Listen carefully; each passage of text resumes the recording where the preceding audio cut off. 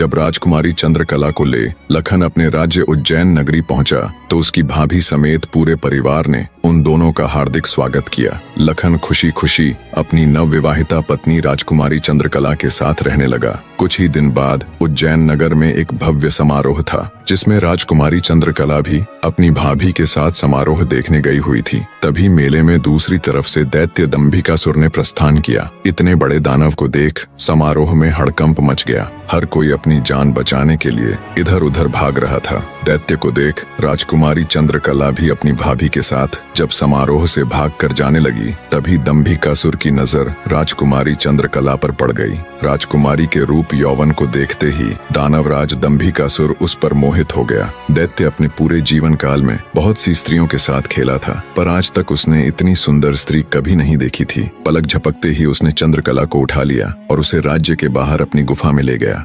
राजकुमारी चंद्रकला का रो रो कर बुरा हाल था। उस बेचारी की तो किस्मत ही खोटी थी। कितने सालों तक वो उस नाग के चंगुल में फंसी रही। कुछ ही दिन पहले नाग से आजाद हुई थी। सोचा अब जिंदगी अच्छे से गुजरेगी, पर अब दैत्य दंभिकासुर ने उसे अपनी गुफा में ला पटका। न तो उसके आंसू रुकने का नाम ले रहे थे और न वो किस्मत को कोसने से। उसकी मनमोहक सुंदरता से अभिभूत दैत्य ने उसके साथ किसी प्रकार का बल प्रयोग नहीं किया। वह उस अद्भुत नारी को जबरदस्ती नहीं बल्कि उसकी सहमति से प्राप्त करना चाहता था। दंभिकासुर ने राजकुमारी से कहा, या तो तू अपनी मर्जी से मेरे साथ रहने के लिए सहमत हो जा, अन्यथा आजीवन तू ऐसे ही मेरी कैद में सड़ती रहेगी। दैत्य की बात सुन राजकुमारी चंद्रकला गुस्से से रोती हुई बोली, मैं तुम्हारे साथ रहने से पहले मरना पसंद करूंगी और अगर तुम ये सोचते हो कि तुम मुझे यहाँ उठा लाए तो मैं तुम्हारी हो गई तो ये तुम्हारी सबसे बड़ी भूल है।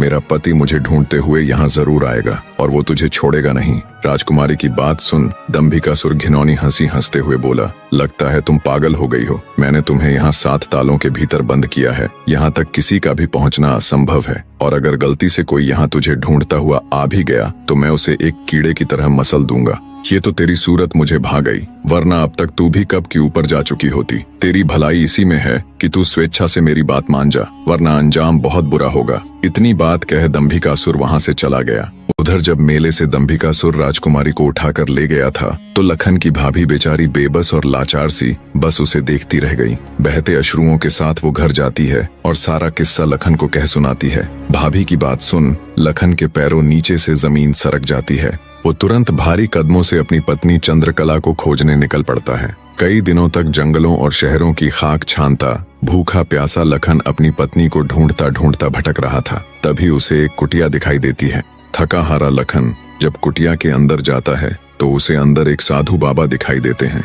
लखन उनको प्रणाम कर वहीं बैठ जाता है। लखन की हालत देख महात्मा जी ने पहले उसे अच्छे से जलपान कराया और फिर बोले, बेटा तुम कौन हो और यहाँ जंगलों में क्यों भटक रहे हो। तब लखन महात्मा जी को अपनी सारी व्यथा कह सुनाता है।